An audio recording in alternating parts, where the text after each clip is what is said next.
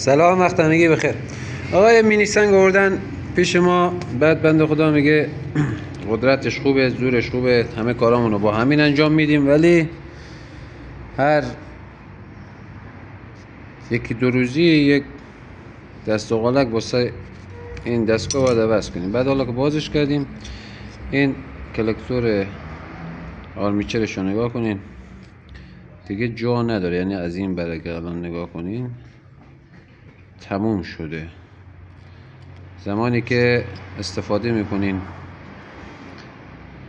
و هی میبینین زغالک تموم میکنه، سنگ فرز، موتور جاروبرقی یا هر دستگاهی که زغالک داره و زغالک استفاده میکنه، اگه سالم باشه به هیچ وجه نباید زود زغالک تموم کنه. به هیچ وجه. زمانی که میبینین زغالک مداوم تموم میکنه، اون مشکل داره که داره زغالک تموم میکنه. موتور اتصاله و با مرور زمان زغالک رو از بین میبره. پایدار باشید. یا حق.